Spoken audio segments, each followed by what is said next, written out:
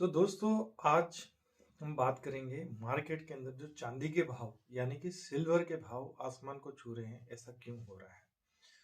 सबसे ज्यादा complicated situation आज सोने और चांदी के भाव को लेके है।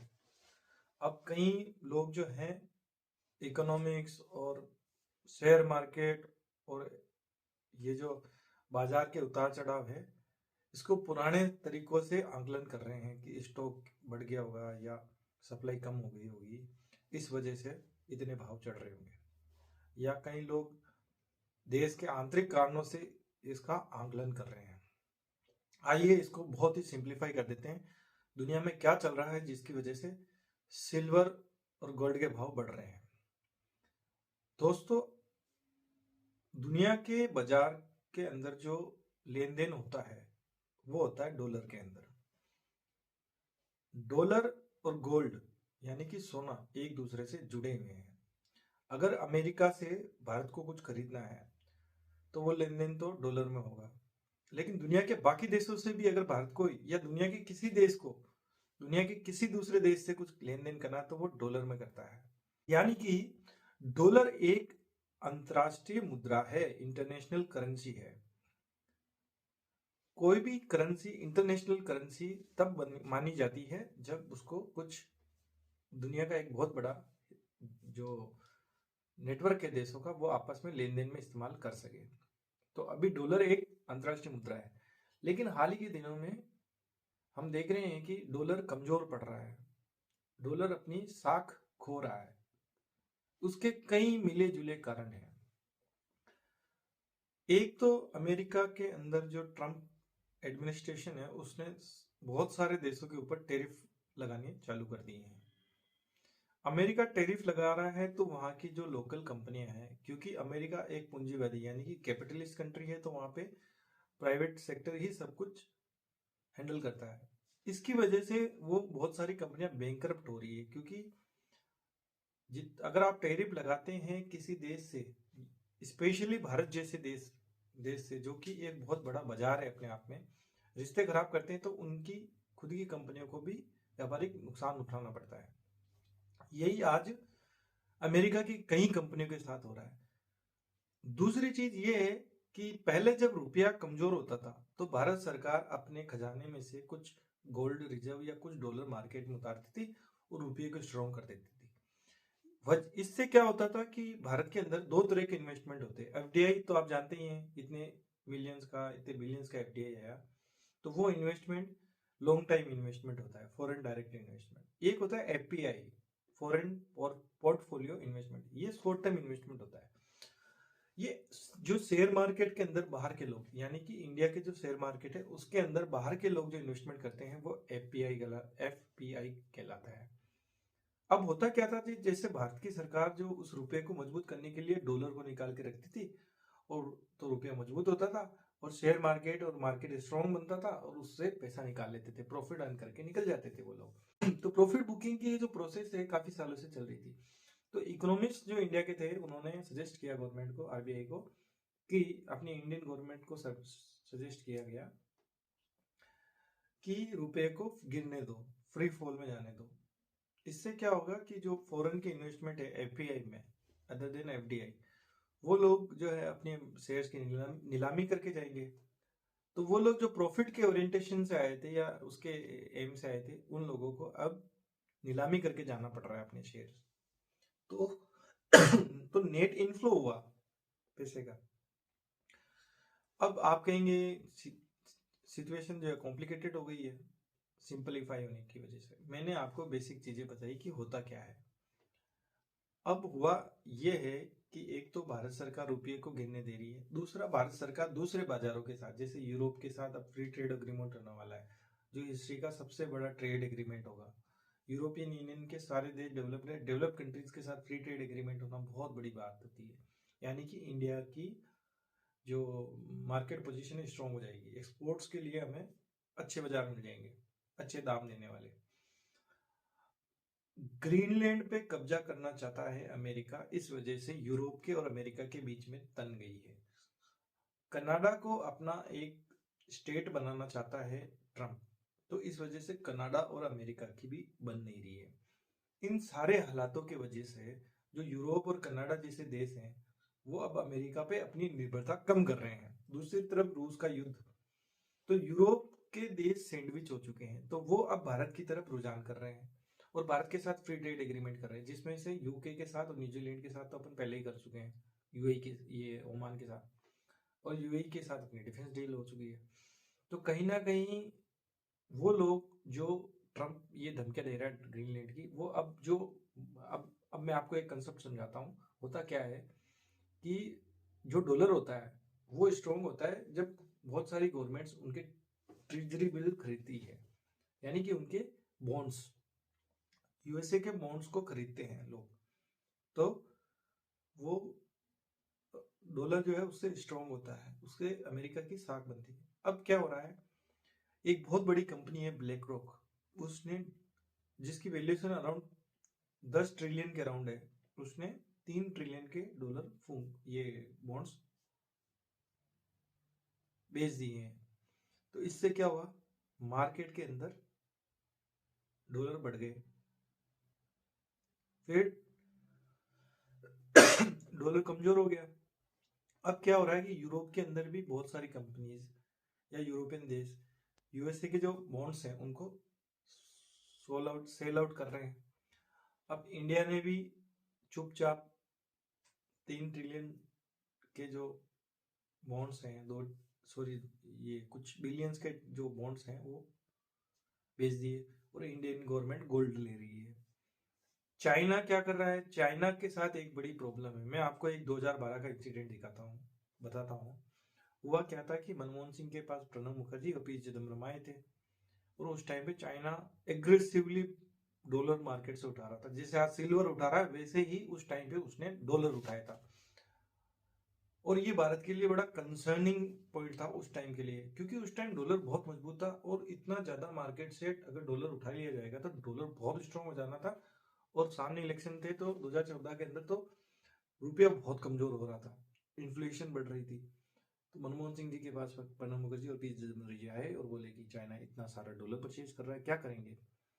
तब मनमोहन सिंह जी ने अपनी इकोनॉमिक्स की नॉलेज उनको बहुत थी, तो उन्होंने कहा कि भविष्य में कोई भी देश एक दूसरे पे न्यूक्लियर बम नहीं गिराएगा। तब करेंसी वॉर होगी, यानी कि मुद्रा से युद्ध लड़े जाएंगे, किसकी मुद्रा गिरवानी है, किसकी इकोनॉमी डुबानी है, वो देश बर्बाद हो जाएगा। यानी कि युद्ध नहीं होंगे, देश बर्बाद होंगे, ऐसे युद्ध होंगे।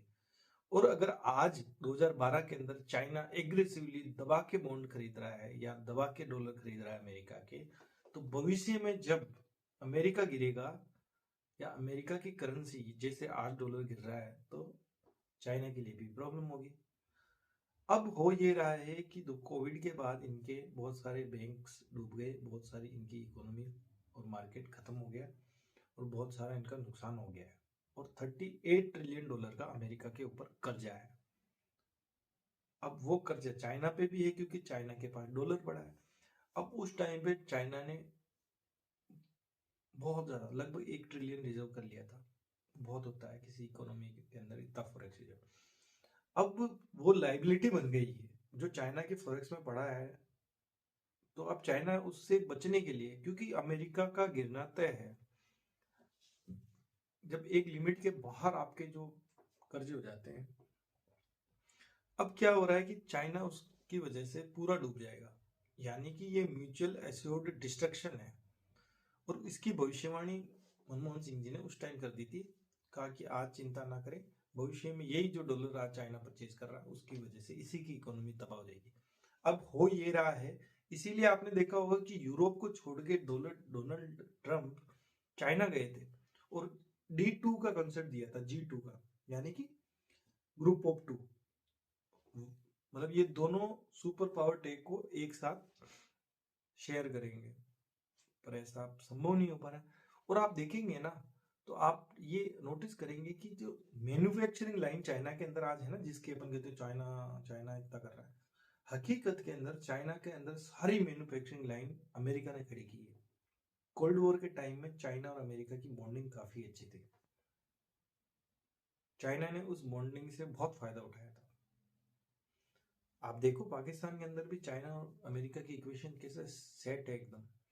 तो ये दुश्मन नहीं है, ये एक दूसरे पर अब निर्भर हो चुके हैं।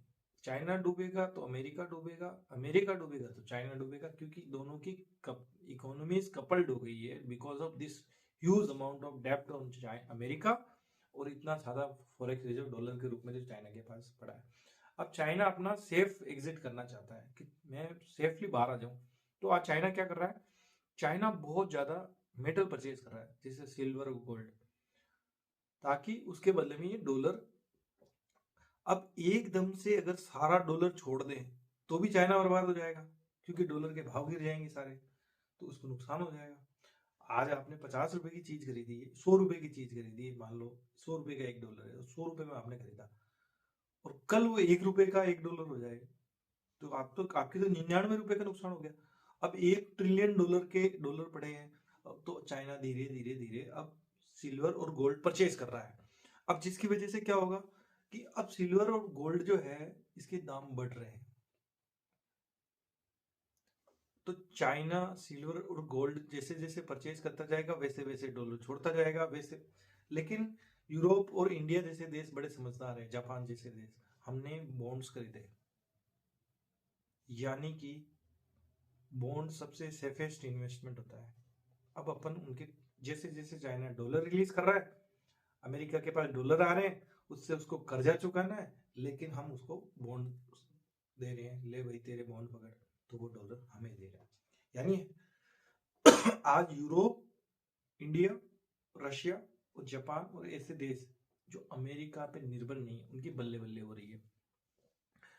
तो ये आने वाला जो समय है, इनमें ये जो टॉप के 2 कंट्रीज है ना, अमेरिका और चाइना, ये धीरे धीरे एक साथ आएंगे, और यूरोप, इंडिया, रशिया, ये सब एक साथ आएंगे, एक खेमे में आएंगे, पूरी दुनिया एक खेमे में आ जाएगी। और ये जो गोल्ड और सिल्वर के प्राइस हैं इस वजह से बढ़ रहे हैं, क्योंकि चाइना डूब जाएगा वरना। तो चाइना परचेज कर रहा है सिल्वर और गोल्ड, बदले में छोड़ रहा है डॉलर। भारत और यूरोप भी यूएस के जो बॉन्ड्स हैं वो डंप कर रहे हैं। तो अमेरिका के अंदर बहुत बड़ा इकोनॉमिक कोलैप्स आने वाला है 2026 के अंदर। उस कोलैप्स के बाद पूरी की पूरी दुनिया के अंदर इकोनॉमिकली बहुत बड़ी ट्रेजेडी आने वाली है, बहुत सारे छोटे छोटे देश बर्बाद हो जाने हैं। बट ये कहते हैं कि जैसे कई बार कुछ इकोनॉमिकल जो चैलेंज पैदा होते हैं उनके बेनिफिट होते हैं। जो नई व्यवस्था निकलेगी इस इकोनॉमिकल डिजास्टर के बाद, वो दुनिया के अंदर एक नया वर्ल्ड ऑर्डर लाएगी, एक नया जो तरीका होगा दुनिया के अंदर ट्रांजेक्शन्स का, वो दुनिया जो रिवर्स ग्लोबलाइजेशन यानी कि डीकपलिंग कर रही है वो फिर से कपल हो जाएगी।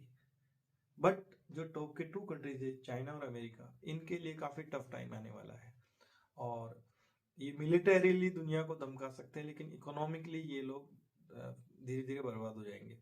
तो ये इंडिया के लिए एक अच्छी बात है, और यूरोप के लिए ये प्रॉब्लमेटिक है, क्योंकि उनको अब मिलिटरीली सोचना पड़ेगा दुनिया के अंदर। इसीलिए ये अपने वर्चस्व को बढ़ाने के लिए या वर्चस्व को कायम रखने के लिए अमेरिका और चाइना कई सारे युद्ध भी चालू कर देंगे, क्योंकि जब कोई देश इकोनॉमिकली नहीं बच पाता है तो वो युद्ध चालू कर देता है। युद्ध से अभी रशिया यूक्रेन वॉर से अमेरिका को बहुत प्रॉफिट हुआ है और यूरोप को बहुत नुकसान हुआ है। इसीलिए वो ग्रीनलैंड पे कब्जा करने की धमकी दे रहा है, तो ब्लैकमेलिंग कर रहा है हत्ता वसूली के लिए। पर इससे होगा कुछ नहीं, और ये गोल्ड और सिल्वर के प्राइस हो सकता है कुछ टाइम के लिए बढ़े, लेकिन ये क्रेश भी करेंगे अगर ये चाइना की प्लानिंग उल्टी पड़ गई तो। देखते हैं गोल्ड, क्रिप्टो, सिल्वर इनमें जो ये घमासान मचा हुआ है ये कब क्रेश करता है, लेकिन क्रेश तो होना ही है दोस्तों, क्योंकि इन्फ्लेटेड प्राइस जो है एक लिमिट तक ही जा पाती है, उसके बाद गिरता ही है। उसके बाद इंडिया में रियल एस्टेट गिरेगा, बाकी इंडिया का ज़्यादा नुकसान नहीं होगा, क्योंकि गोल्ड और सिल्वर इंडिया में कंज्यूम हो जाता है, एक कॉमोडिटी है अपने लिए। बाकी देशों के अंदर ये कॉमोडिटी नहीं है, वो करेंसी की तरह ही यूज होता है, लेकिन इंडिया के अंदर जो पैटर्न है इसका मेटल का कंजप्शन का, वो एक कॉमोडिटी के रूप में यानी कि कंज्यूम हो जाता है। इंडिया 400 टन ले या 1000 टन ले या 10,000 टन ले, वो सारा पब्लिक में कंज्यूम हो जाएगा। तो इंडिया के लिए कोई ये मैटर नहीं करता है। इंडिया के लिए यह है कि जो रियल इस्टेट सेक्टर है वो थोड़ा डगमगा के सस्ता हो जाएगा, यानी कि इसका ओवरऑल इम्पैक्ट जब इकोनॉमिकली ये चीज़ें होगी तो इंडिया में अच्छी बात ये है कि ज़मीनें सस्ती हो जाएगी। देखिए दोस्तों, क्या होता है, जो होना है वो तो होके ही रहेगा, क्योंकि अभी दुनिया वैसे ही जंग का मैदान बनी हुई है। कब कौन सा युद्ध चालू हो जाए पता नहीं है। थैंक यू दोस्तों। आई होप कि मैंने आपको समझाने में जो एफर्ट डाले हैं वो आपको पल्ले पड़े होंगे, लेकिन मैं धीरे धीरे आपको इकोनॉमिक्स और जो वर्ल्ड अफेयर्स है उनको कपल करके आपको चीज़ें समझाने का प्रयास करूंगा। थैंक यू दोस्तों, बने रहने के लिए।